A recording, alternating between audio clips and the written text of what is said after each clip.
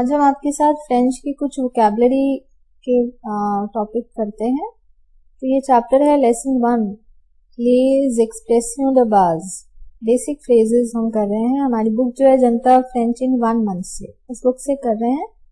तो ये basic phrases जो होते हैं जो काफ़ी यूजफुल होते हैं अगर आप किसी फॉरेन कंट्री में जा रहे हैं, जो अगर सीख रहे हैं फ्रेंच लैंग्वेज, ठीक है, और अगर फॉरेन लैंड में जा रहे हैं तो वहाँ सरवाइव करने के लिए काफ़ी यूजफुल होंगे ये सेंटेंसेस, ठीक है। सेंटेंसेस या फ्रेजेस भी हो सकते हैं, कुछ एक्सप्रेशंस भी कह सकते हैं इसको, ठीक है। तो सबसे पहले हमने फ्रेंच का वर्ड दिया है, उसके नीचे उसको उच्चारण दे दिया है, फिर इंग्लिश में मीनिंग दे दिया है और फिर हिंदी में भी मीनिंग दे दिया है, ठीक है। सबसे पहला वर्ड हमारे पास है बोंजूर। बोंजूर, इसके दो मीनिंग है, गुड मॉर्निंग या हेलो के लिए भी सेंस में यूज हो सकता है। जब आप सुबह सुबह किसी को मिलते हैं पहली बार, प्रातः की नमस्ते, हाँ, सुबह सुबह जब आप किसी को ग्रीटिंग करते हैं तो बोंजूर कह सकते हैं। और दोपहर के लिए भी यही है, अगर कोई दोपहर को पहुंच रहा है किसी के पास 12-1 बजे, तभी बोंजूर कहा जा सकता है, ठीक है। इसका मतलब हमारे यहाँ पे तो थोड़ा डिफरेंस हो गया ना, गुड आफ्टरनून हम करते हैं, नून तो हो गया 12 बजे के बाद करते हैं हमें गुड आफ्टरनून। तो यहाँ पे एक जैसे ही है, इसमें कोई डिफरेंशिएट नहीं है। जब आप किसी को पहली बार मिलते हो सुबह की टाइमिंग, मॉर्निंग टाइमिंग या आफ्टरनून में, तो दोनों में आप बोंजूर कह सकते हो। इवनिंग के लिए सेपरेट वर्ड है बोंसुआर। बोंसुआर, गुड इवनिंग, शाम की नमस्ते। बों का मतलब ऐसे गुड की सेंस में है।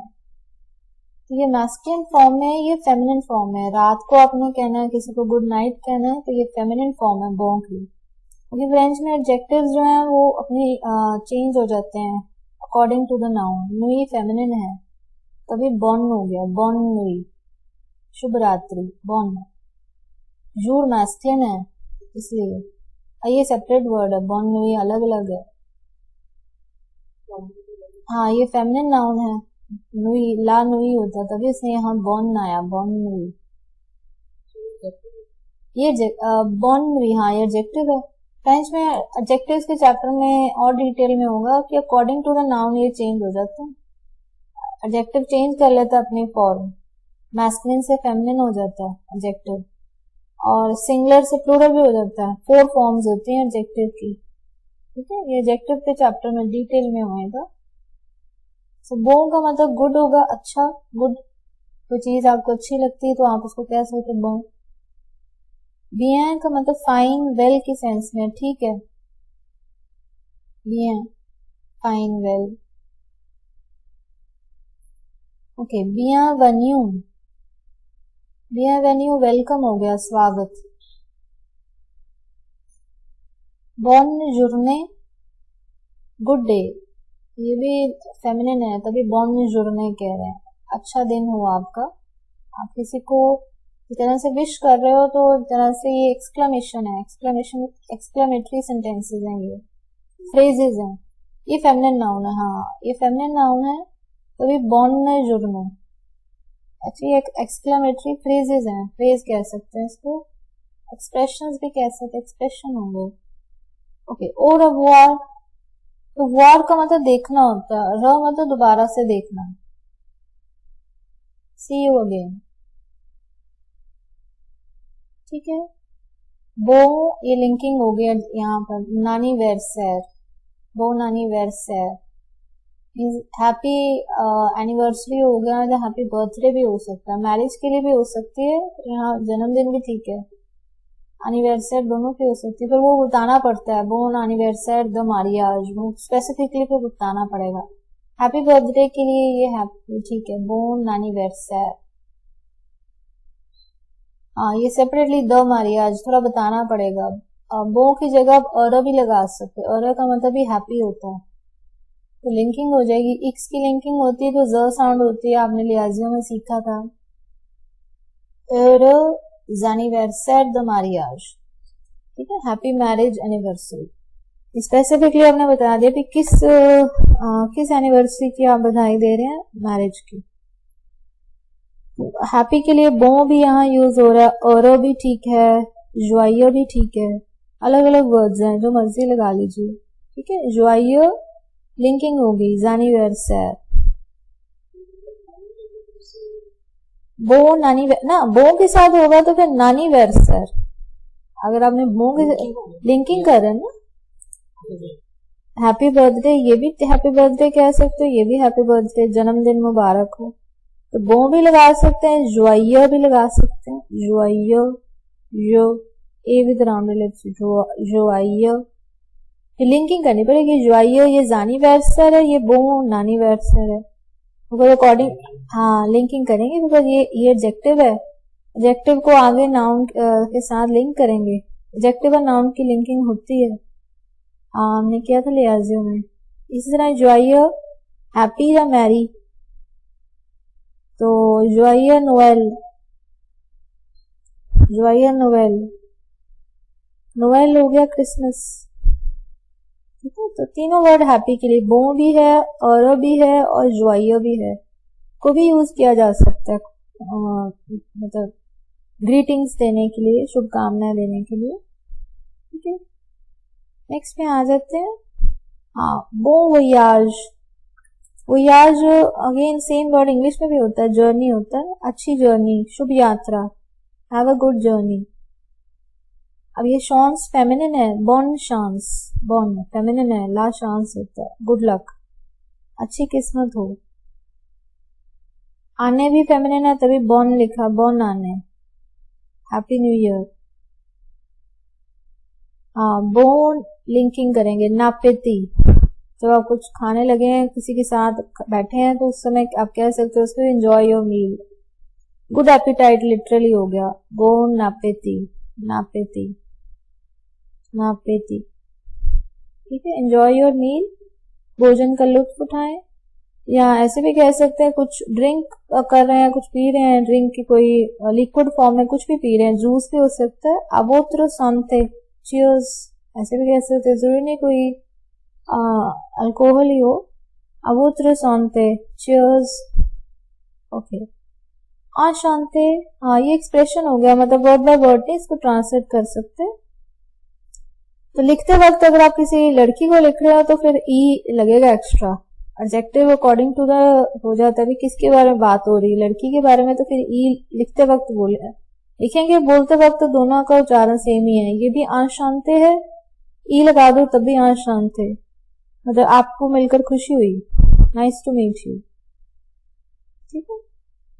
अब ये भी है, वैसे ओवन ओ की साउंड देता है, बट ये एक्सेप्शन है, यहाँ पे ओ नहीं है, मत्स्य, एक्सेप्शन यहाँ ओ नहीं है, मत्स्य, ए विद राउंड लिप्स, मत्स्य, मत्स्य, लेकिन आर भी प्रोनाउंस नहीं हो रहा, मत्स्य नहीं कहते, र नहीं बोलते, हम चेक कर लेते हैं डिक्शनरी में, देखो मत्स्य, ये है ए विद राउंड लिप्स, इसके साउंड है, समझे देखते हैं,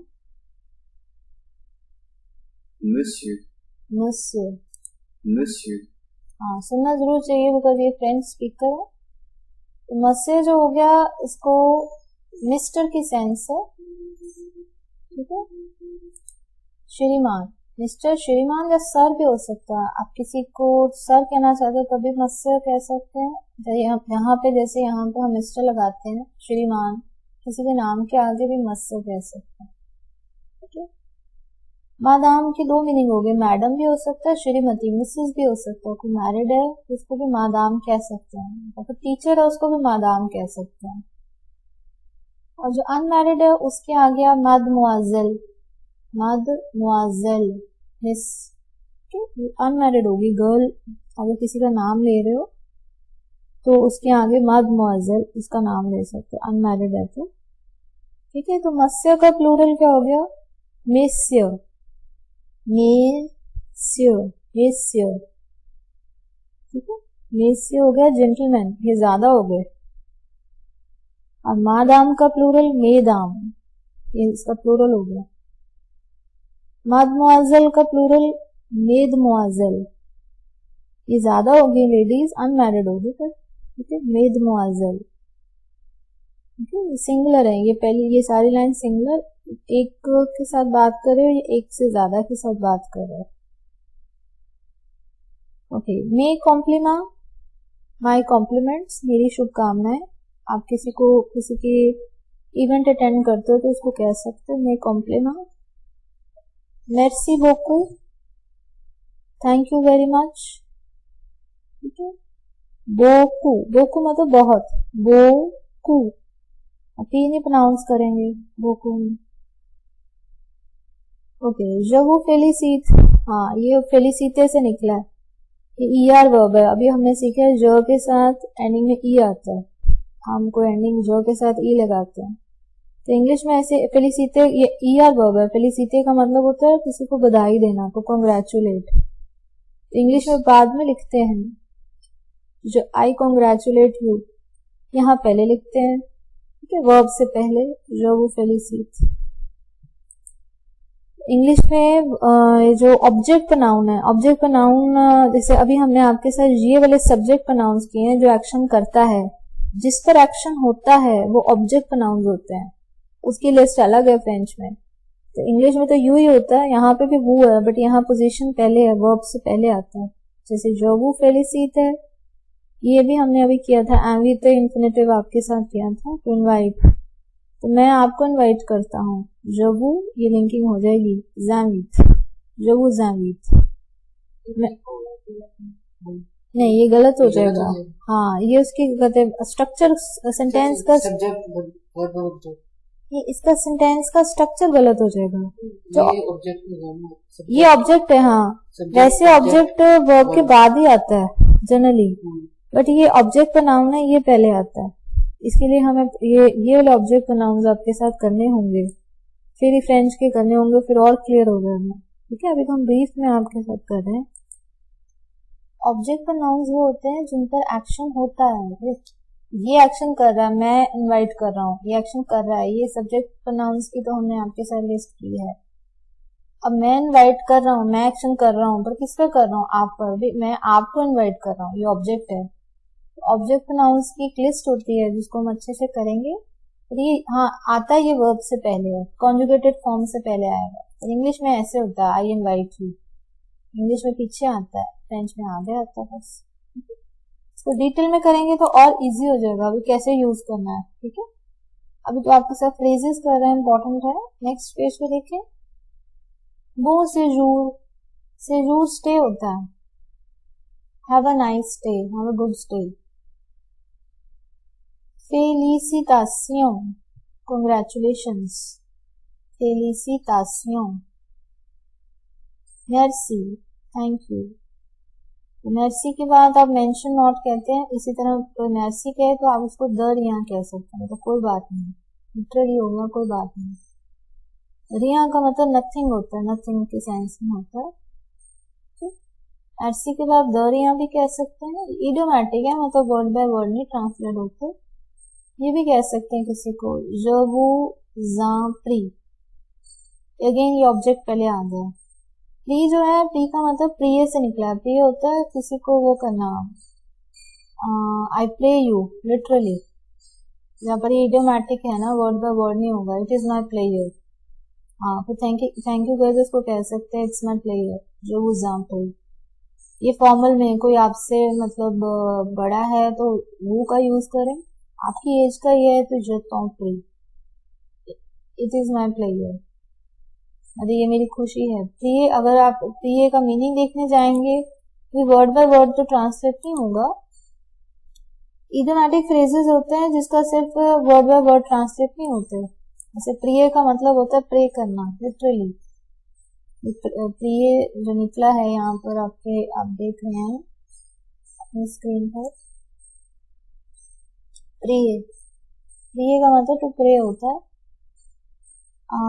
तो बट ये प्रिय की सेंस में नहीं है, प्रे की सेंस में नहीं है ये फिर इडियोमैटिक हो गया। इडियोमैटिक मतलब वर्ड बाय वर्ड ट्रांसलेशन ही होगी, ये भी इडियोमैटिक ही है, पादकुआ। ठीक है, इडियोमैटिक आप लिख सकते हैं, इडियोमैटिक फ्रेजेस होते हैं। पादकुआ, मतलब कोई बात नहीं, कोई आपको थैंक यू कह रहा है तो आप उसको कह सकते हो पादकुआ, सिंपल दर यहाँ कह दो, ये काफी यूज होता है। ओके, ये तो सिल वो प्ले, ये फॉर्मल में होता है, और सिल द प्ले ये इनफॉर्मल में, मतलब फ्रेंड्स के साथ। इसका मैंने फुल फ्रेज लिखा है,